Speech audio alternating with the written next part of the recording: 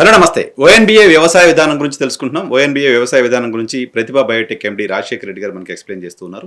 సూక్ష్మ ధాతువుల గురించి తెలుసుకుంటున్నాం మనం. సూక్ష్మ ధాతువుల్లో జింక్, ఫెర్రస్, కాపర్ గురించి ఇప్పటికే ఎపిసోడ్స్ చేసాం, ఒక్కొక్కటి ఎపిసోడ్. తాజాగా ఈరోజు మనం మ్యాంగనీస్ గురించి మాట్లాడదాం. సూక్ష్మ ధాతువుల్లో మ్యాంగనీస్ మొక్క జీవన చక్రంలో ఏ రకమైన పాత్ర పోషిస్తుంది, మ్యాంగనీస్ లేకపోతే ఏం జరుగుతుంది, ఎక్కువ ఉంటే ఏం జరుగుతుంది, ఏ రకంగా దాన్ని మనం మొక్కకి ఇవ్వచ్చు, ఇవన్నీ ఈరోజు మాట్లాడదాం. సార్ నమస్తే. నమస్తే సార్, మ్యాంగనీస్ మొక్క జీవన చక్రంలో మ్యాంగనీస్ పాత్ర ఏంటి? సూక్ష్మ ధాతువుల ఇంపార్టెన్స్ తక్కువనా చాలా ఇంపార్టెన్స్ ఉంటుంది? మ్యాంగనీస్ ఇంపార్టెన్స్ ఏంటి?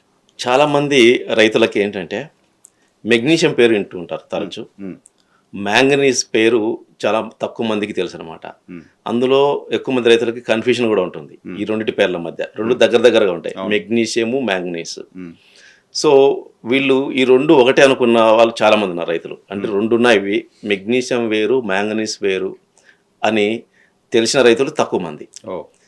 చాలా మందికి ఏంటంటే పలకడానికి ఈ రెండు ఒకేలా ఉండడం వల్ల ఎవరైనా ఒక రైతుని నువ్వు మ్యాంగనీస్ వాడినావా అంటే వాడినా సార్ అంటాడు, అది మెగ్నీషియం వాడుంటాడు అనమాట. సో ఈ ప్రొనౌన్సియేషన్ అనేది పలికే విధానం దగ్గరగా ఉండడం వల్ల చాలా మంది రైతులకి మ్యాంగనీస్ అనేది ఇంకొక ప్రత్యేకమైన సూక్ష్మ ధాతువు, దాని ఉపయోగాలు వేరుంటాయి అనేది చాలా మంది రైతులకు తెలియదు అనమాట. కానీ ఈ మ్యాంగనీస్ పాత్ర కూడా చాలా ఉంటుంది, ముఖ్యంగా పెరిగే దశలో. మనకు పెరిగే దశలో మొక్కలో మనం చెప్పుకునేది ఏంటంటే కిరణజన్య సమగ్రక్రియ వేగంగా జరగాలి, పత్రహరితం బాగా ఏర్పడాలి మనకు పెరిగే దశలో మనం కోరుకునేది మొక్కలో. సో ఆ పత్రహరితం ఏర్పడడానికి జరిగే కిరణజన్య సంయోగక్రియ అనే ఈ జీవరసాయనిక చర్య జరగడానికి ముఖ్యమైన ఉత్ప్రేరకంగా ఫెర్రస్, మ్యాంగనీస్ రెండు ఉంటాయి. మనం ఫెర్రస్ గురించి మాట్లాడుకున్నప్పుడు చెప్పుకున్నాం, అది ఒక ఉత్ప్రేరకంగా ఉంటుందని చెప్పేసి. అట్లాగే ఫెర్రస్తో పాటు మ్యాంగనీస్ కూడా ఈ కిరణజన్య సంయోగ క్రియ జరగడానికి ఒక ఉత్ప్రేరకం అన్నమాట. సో ఈ రెండిట్లో ఏది లోపించినా ఆ కిరణజన్య సంయోగ క్రియ అనేది మందగిస్తుంది. సో అందువల్ల తప్పనిసరి అది ఉత్ప్రేరకం అయినా సరే మనకు ఆ కిరణజన్య సంయోగ క్రియ మనకు జరిగేది మనకు సన్లైట్ ఉన్నప్పుడు, సూర్యకాంతి సమక్షంలో జరుగుతుంది. సో మనకు ఆ సమయం అనేది మొక్కలకు వచ్చేసి దాదాపుగా ఒక 8 నుంచి 9 గంటలు దొరుకుతుంది అనమాట. ఆ కాలంలోనే అది కిరణజన్య సంయోగక్రియ జరుపుకోవాలి. సో ఆ తక్కువ సమయంలో ఇది కిరణజన్య సంయోగక్రియను వేగవంతంగా చేసుకొని పరిపూర్ణంగా పత్రహరితం ఏర్పడాలి అంటే ఉత్ప్రేరకాల పాత్ర కూడా చాలా ఉంటుంది. మనకు కిరణజన్య పత్రహరితం ఏర్పడంలో నత్రజని, మెగ్నీషియము, జింక్ ఇవన్నీ అవసరం ఉంటాయి, పదార్థాలు పాల్గొనేటివి డైరెక్ట్గా. కానీ ఆ చర్య వేగవంతంగా జరగాలంటే ఈ రెండు ఉత్ప్రేరకాలు ఫెర్రస్, మ్యాంగనీస్. సో మనకు ఆ వేగవంతం అనేది కూడా చాలా ఇంపార్టెంట్. స్పీడ్ ఉండాలి కదా, ఆ తక్కువ సమయంలోనే అది మొత్తం ఆ ప్రక్రియను కంప్లీట్ చేసుకోవాలి. సో ఇది ఒక ముఖ్యమైన ఉత్ప్రేరకం మ్యాంగనీస్. సో ఈ మ్యాంగనీస్ లోపించినా కూడా మనకు ఆ కిరణజన్య సంయోగ క్రియ అనేది మందగించి పత్రహరితం ఏర్పడేది కూడా తగ్గుతుంది అనమాట. అంటే పెరుగుదల, మొక్కల పెరుగుదలలో మ్యాంగనీస్ పాత్ర చాలా ఉంది. పెరుగుదల జరగడానికి, పెరుగుదల రావడానికి ఎన్నో రకాల మూలకాలు మనకు అవసరం ఉంటాయి. అందులో మ్యాంగనీస్ ఒకటి. అంటే ప్రతి మూలకం యొక్క అవసరము తెలుసుకోవాలి మనం. సో దీని పాత్ర కూడా ఉంది. అంటే ఆ కిరణజన్య సంయోగక్రియ వేగవంతంగా జరగాలంటే మ్యాంగనీస్ తప్పనిసరి ఉండి తీరాలి. తర్వాత మొక్క తన జీవ రసాయనిక చర్యలు జరుపుకోవడానికి, తన జీవన ప్రక్రియలు జరుపుకోవడానికి నిత్యము ఎంజైమ్స్ అనే దాంట్ని వృద్ధి చేసుకుంటూ ఉంటుంది మొక్కలో.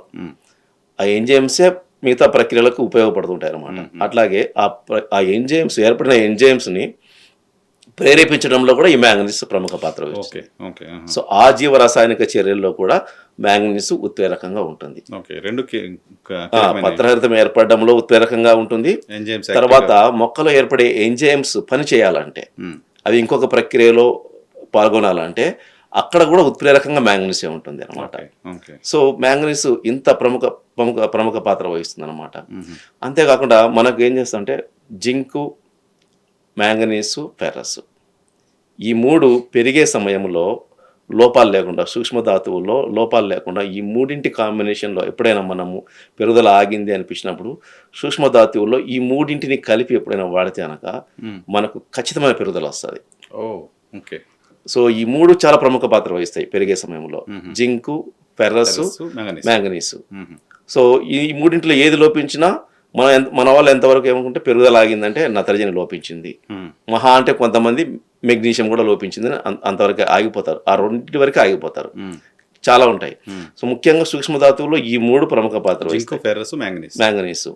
సో ఈ మూడింటితో కలిపి మనము మ్యాంగనీస్ అంటే జింకు, ఫెర్రస్, మ్యాంగనీస్ ఈ మూడింటి కలిపి మనం వాడినప్పుడు ఆ పెరిగే సమయంలో లోపాలైతే ఏమిటో సరిదిద్దపడి సక్రమంగా మొక్క అనేది ఎదుగుతుంది అన్నమాట. ఆరోగ్యంగా పెరుగుతుంది. సో మ్యాంగనీస్ ఇలా మనకు ఎంతో ప్రముఖంగా ఈ పెరిగే సమయంలో మొక్కలు ఉపయోగపడుతుంది. ఎంజైమ్స్ను ప్రేరేపించడంలోను, కిరణజన్య సమయక్రియ వేగవంతంగా జరగడంలోను, తర్వాత ఈ జింకు, ఫెర్రస్ సహాయంతో ఈ పెరుగుదలలో జరిగే అన్ని ప్రక్రియల్లోనూ ఇది ఉత్ప్రేరకంగా ఉండి మొక్క పెరుగుదలకు సహాయపడుతుంది.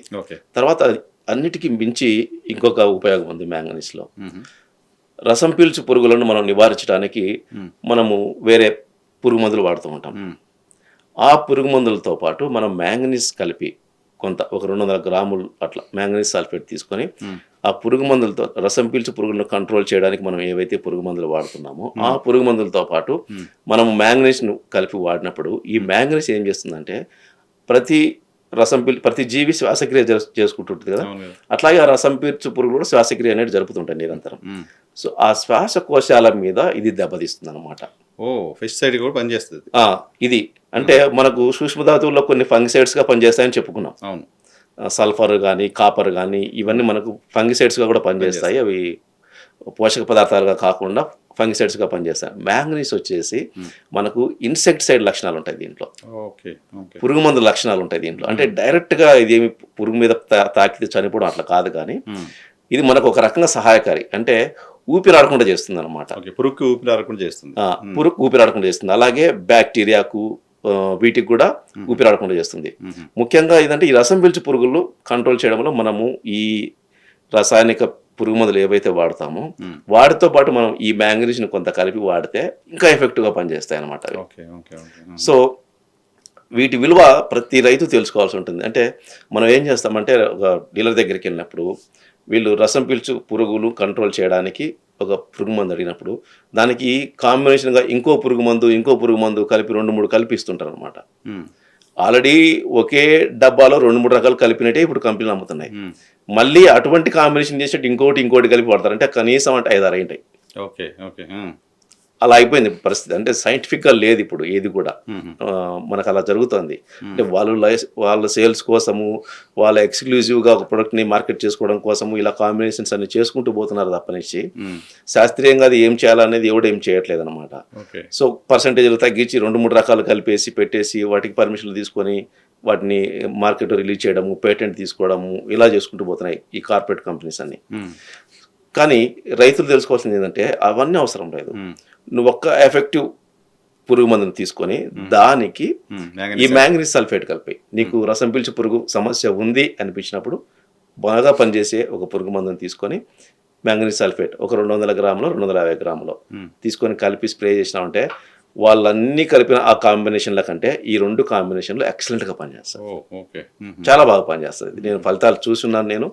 నేను తప్పనిసరి ప్రతి రైతుకి నేను రికమెండ్ చేసినప్పుడు రసం పీల్చు పురుగు బాగుంది సార్ తగ్గట్లేదు అన్నప్పుడు మ్యాంగనీస్ సల్ఫేట్ రికమెండ్ చేస్తాను నేను. సో తప్పనిసరి ఇవి ఒక రకంగా క్రిమి సంహారకంగా కూడా మనకు సపోర్ట్ చేస్తుంది. కాబట్టి ఈ మ్యాంగనీస్ అనేదాన్ని పెరుగుదల సమయంలో అసలు ఎటువంటి లోపం లేకుండా మనం చూసుకోవాల్సి ఉంటుంది. డెఫిషియన్సీ ఉంటే ఏంటి ప్రాబ్లం సార్? డెఫిషియన్సీ ఉన్నప్పుడు ఏమవుతుందంటే ఈ నెల మధ్య భాగం ఆకులో మొత్తం ఈ నెల మనకు బయటకు కనిపిస్తుంటాయి కదా, ఆ మధ్య భాగం ఏంటంటే లేత పసుపు వర్ణంలోకి మారిపోతుంది అనమాట. పసుపు వర్ణంలోకి మారిపోయి కొంతకాలం అట్లాగే ఆ లోపం సవరించకుండా మనం అలాగే ఉంటే అది ముదురు గోధుమ వర్ణంలోకి మారిపోతాయి. ఆ ఈనెలన్నీ ముందు లేత పసుపు వర్ణంలోకి మారి తర్వాత ముదురు గోధుమ రంగులోకి మారుతుంది అనమాట. సో అలా మారినప్పుడు మనం గుర్తించాలి. ఈవెన్ జింక్ లోపంలో కూడా అలాగే చాలా లోపాలు సిమిలర్గా ఉంటాయి. అంటే ఇది మాత్రం ఈ నెలలో కనిపిస్తుంది మనకు. జింక్ లోపము మనకు నత్రజని లోపము ఆకు భాగం కనిపిస్తాయి. ఇది ఆకు మధ్యలో ఉండే ఈ నెలలో కనిపిస్తుంది. ఆకు మధ్యలో మనకు ఈనెలు కనిపిస్తాయి కదా, ఆ ఈనెలు పసుపు రంగులోకి మారుతాయి.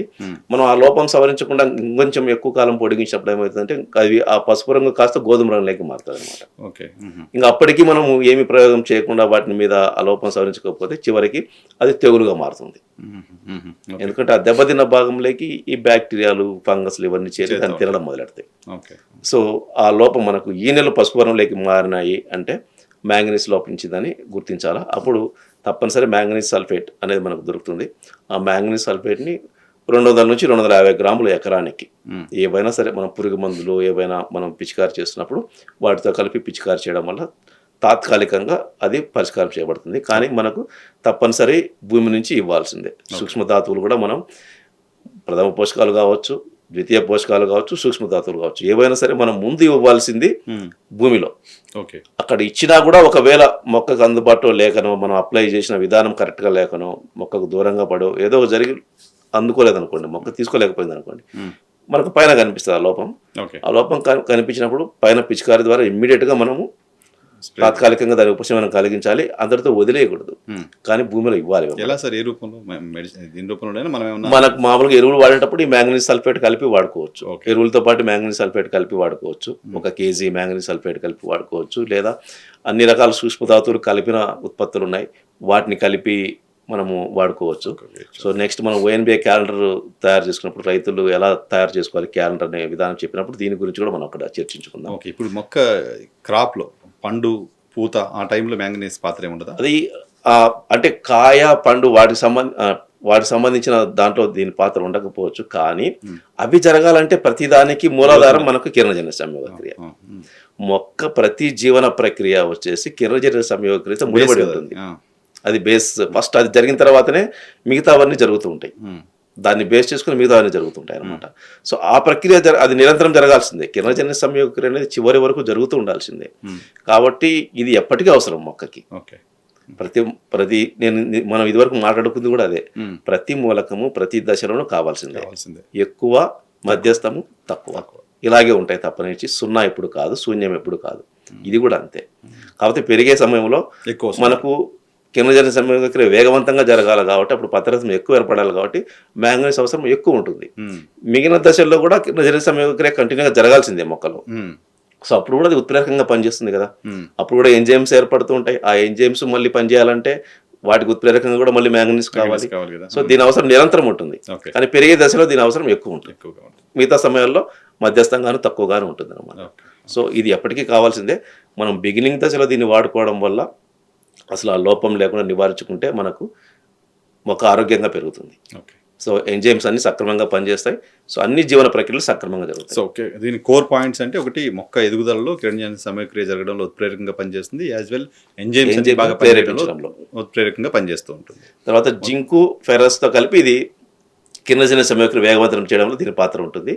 తర్వాత మనము ఇందాక చెప్పుకున్నట్టు ఈ రసం పీల్చు పురుగుల శ్వాస నాళాల మీద పనిచేస్తుంది. వాటిని దెబ్బతీసి అవి చనిపోయేలా చేస్తుంది. ఓకే. అందులో రసం పీల్చు పురుగు మందులు కలిపి దీన్ని వాడుకునేప్పుడు ఇంకా ఎఫెక్టివ్గా పనిచేస్తాయి. సో ఇది లోపించిందంటే ఈనెల మధ్య భాగం పసువర్ణంలోకి మారుతుంది. తర్వాత రాను గోధుమ రంగులోకి మారిపోతుంది. సో అది గుర్తించి లోపాన్ని సవరించుకోవాలి. సో ఇది మ్యాంగనీస్ యొక్క పాత్ర మొక్క జీవన చక్రంలో.